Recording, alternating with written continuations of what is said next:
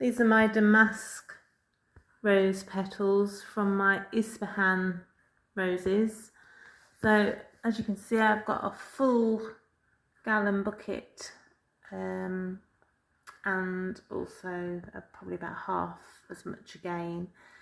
So I'm going to wash these, and I'm going to do something called cold pressing, which is where you basically mix them with sugar and then you squish them, and the sugar absorbs the oils from the rose petals as the sugar dissolves, and then you get a syrup which has the most amazing fragrance. I've been making this syrup now for the last few years, and I then use it to flavour my stewed apples when I do those in the autumn, and also to make Turkish delight. I use it to incorporate the rose flavour, the real genuine rose flavour into that, which is something I don't make too often because it's very edible, and obviously you can't do with eating too much sugary Turkish delight, even though I would happily probably eat a whole bag full. So anyway, I'm going to get on and get these washed. So these are beautiful pale pink damask roses that are full of fragrance. It's really important that your roses are fragrant, because if there's no fragrance there, you're not going to get any flavour. Now I've weighed the petals, and the total weight with the two pots together is 2¼ pounds. So that's perfect, because that's basically just one standard bag of white granulated sugar. So I'm in the process now of washing the petals. I'm doing it in small batches and throwing the water away between batches, because there are a few little spiders and bugs which are floating to the top, so I can just scoop them off, because obviously I don't want those floating around in the syrup.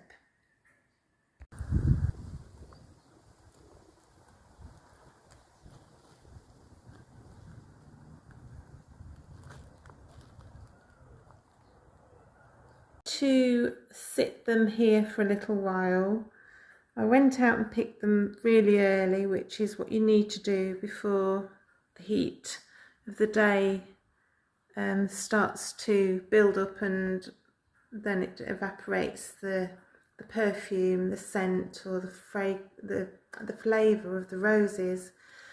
This is why on a warm day you can smell the fragrance of a rose better than a cold day, because the heat of the day makes the oils evaporate, and then obviously they float up into your nose.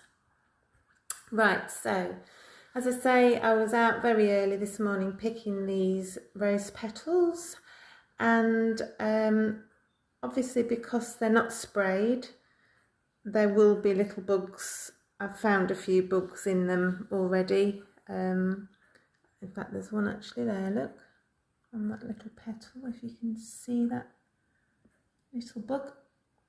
So I'll leave them sat here for about half an hour while I have my breakfast, and that will give any bugs the chance to come to the top, so that I can just go through them again and pick them off.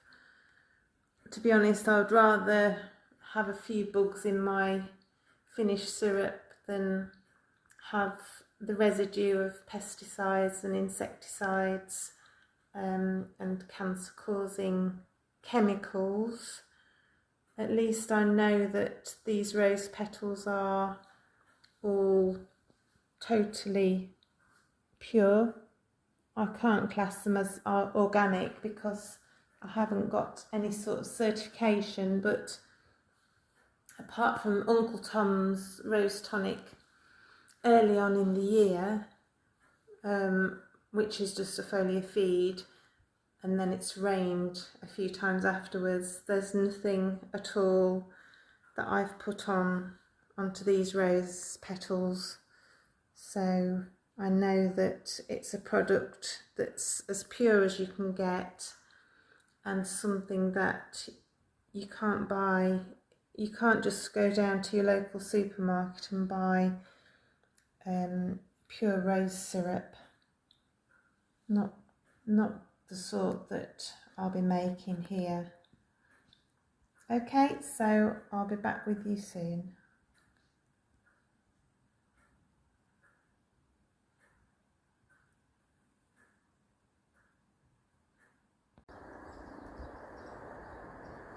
Right, so time's moved on and I'm ready now to start layering my rose petals. So basically I've got the 3 bowls which I'm hoping should all fit into this square Tupperware type of tub. It's got a lid on, so that's ideal. So basically here I'm just going to grab a handful and just put a layer fairly thick, about maybe an inch thick, of rose petals in, and I've got my full bag of just general normal sugar, and I'm just going to guess as I go along. I'm just going to put a layer of rose petals and a layer of sugar, and I will need to keep pressing these down if they're all going to fit into this tub. And I'm not sure whether they will all fit in. And then every now and again I will just squirt a little drop of a Jif lemon, because I haven't got any. I would use fresh lemons, but I haven't got any fresh lemons, so just squirt a little bit of Jif lemon, and that just helps to preserve the colour and helps with the overall balancing out the sweetness. Really, don't worry if a little bit of water goes in. I've not dried these rose petals at all, because I do want a little bit of liquid to help to provide the syrup. So that's the first bowl emptied, and I'm just going to keep doing this now until the bowl's full, and then I will press it down and I'll keep adding the rose petals until I've used them all up, or until I can't get any more into the tub. Okay.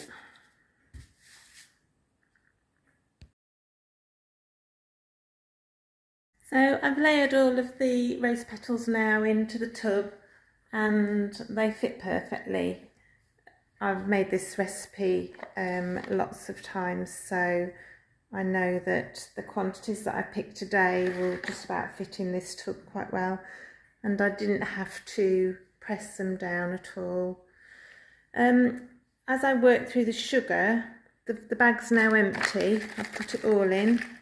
As I worked through the sugar, I did have some more left towards the end, so I've sprinkled the last of it on the top in a thicker layer. And to be honest, if you're going to, when you put the sugar in, you're better to have more of it more towards the top rather than the bottom, so that as the sugar dissolves, it can then just sort of work its way, penetrate through the rose petals and pick up more of the flavour. I've put one halfway up, I put one sprinkling of Jif lemon on the top. So I'm just going to finish it off now with a last. Okay, so I'm going to pop the lid on, and this will, normally I would put it in the fridge if it was a smaller batch, but as it's such a big tub, I haven't got room in my fridge because I've got too much food in there, having been shopping fairly recently. So I'm going to just leave it on the floor. We've got stone flags on our floor, so it will be quite cool down there.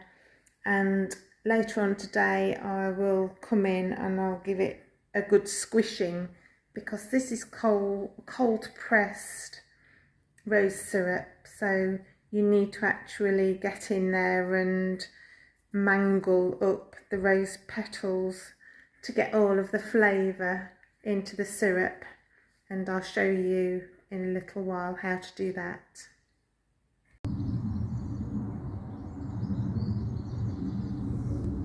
Right, so it's tea time now, and these petals have been stewing just in the tub, no heat or anything. They've been on the floor, so they'll be fairly cool.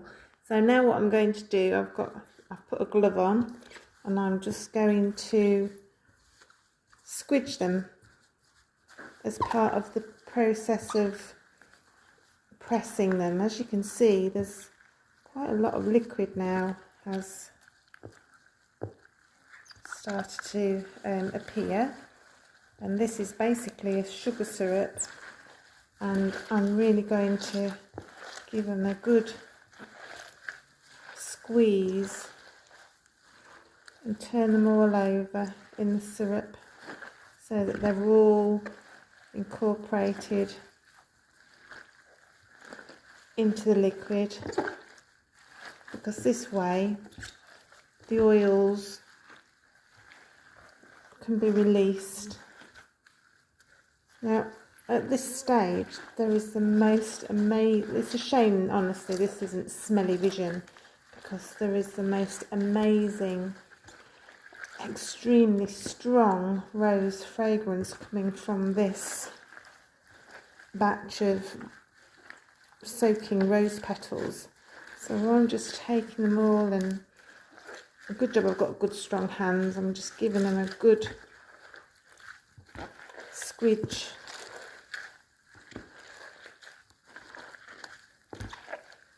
So if I keep doing this now for probably a good 10 minutes, and then what I'll do is I'll leave them a bit longer to soak, and then I will take the rose petals out,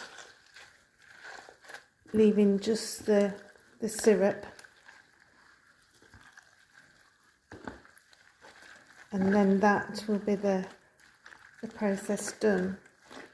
But I'm going to leave them to soak now, probably overnight, in the syrup before I take the rose petals out, just to make sure that the sugar has got as much of the flavour out of the rose petals as possible.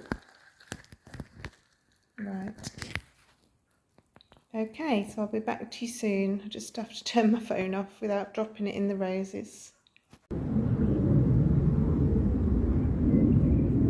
So these rose petals have been steeping all night, and now's the time to take the petals out from the syrup. And basically the way I'm going to do this, the way I normally do this, is just get a handful and squeeze as much out as I can. And so I just need to go through the whole of the tub and I'll just be left with loads of handfuls of the dried rose petals, leaving the syrup in the bowl.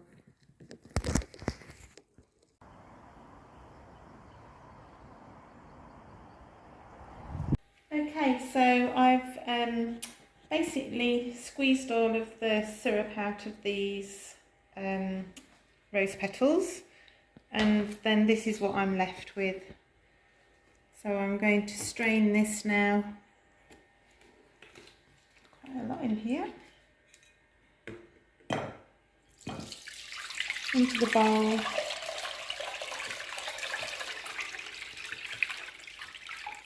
Just to get the rest of the bits out.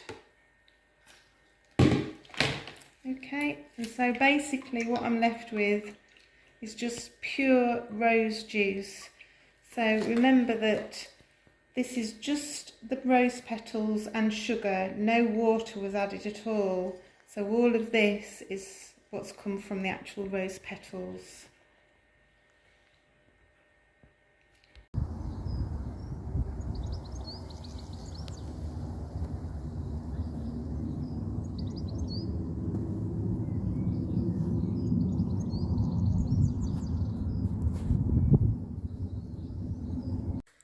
So now that's all strained, I'm just going to let you gaze upon this for a while. Just appreciate the depth of colour in this syrup. It is a wonderful, wonderful thing. It's something that doesn't come around very often. For me, only probably once or twice a year, depending on how many batches I make. But it's very sweet, as you can imagine, because in this bowl there is a whole bag of sugar, a whole kilo bag. But this is, it's like an elixir. If you like rose water and Turkish delight, then this is going to be like heaven to you. It certainly is to me, because I like rose water and I like Turkish delight a lot. In fact, I like everything rose. It's not overly thick, but it's extremely potent. Very sweet, as I say, but extremely flavoured with rose. There's lots of uses for this. It can be stored in the fridge. Maybe I'll store a small amount in the fridge, and then most of what's left I'll probably warm up to just below boiling point to pasteurise it, and then I'll bottle it or jar it and store it so that I can use it in the autumn time when I start to prep the apples that we've grown through the summer. Well, then I might treat myself to some Turkish delight,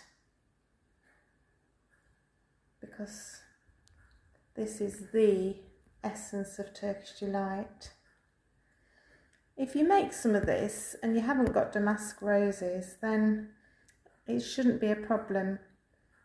If you've grown some roses, and as long as they're fragrant, then you can use them the same way as I've used these damask rose petals.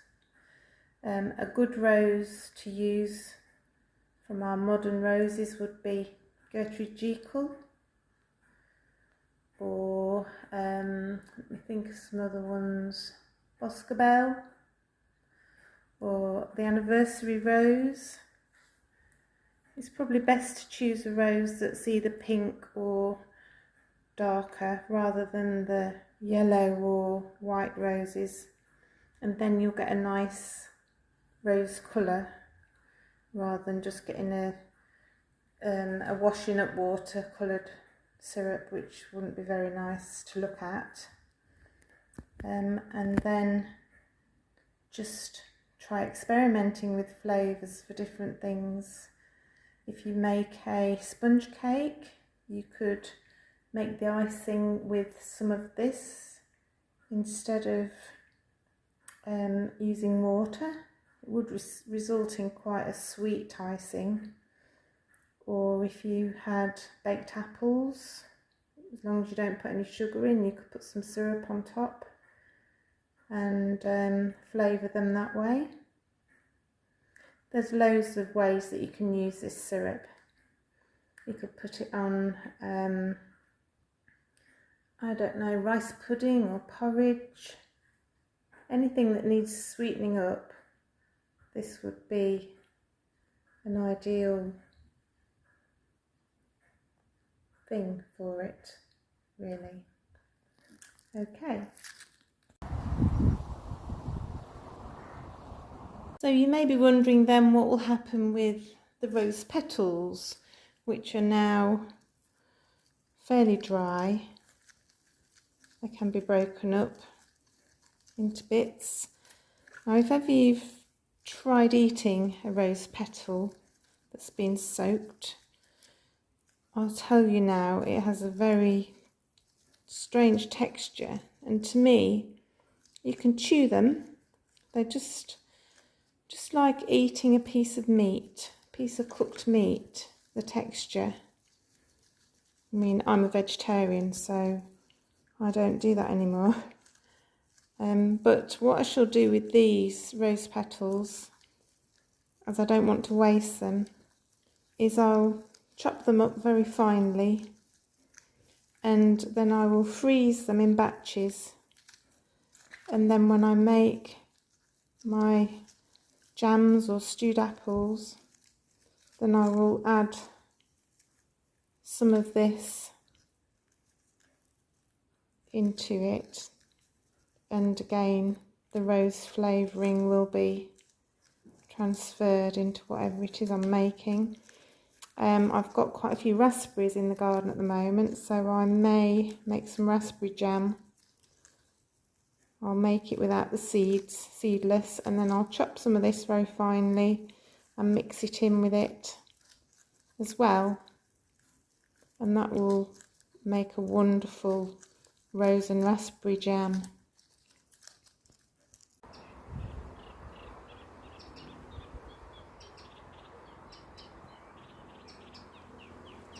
So I've heated the syrup up to just below boiling point. It's steaming but not boiling, so that way it should be pasteurised. So then I'll be able to pop it into this glass bottle and seal it up and store it until I need it.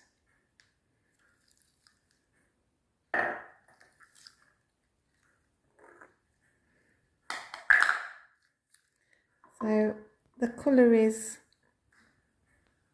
a lot paler because there isn't such a dense volume, but these little bottles are really lovely, and just set it off.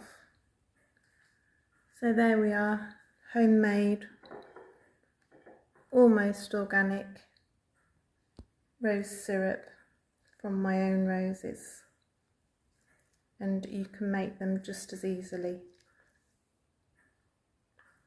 Okay then, hope you enjoyed watching this, and check out my other videos, and if you want to subscribe, then you'll get notified of when I make my new videos, and as the year rolls on, I'll be making jams or stewed fruits and things, and then baking at Christmas. There'll be lots to see. Thanks for watching then, bye for now.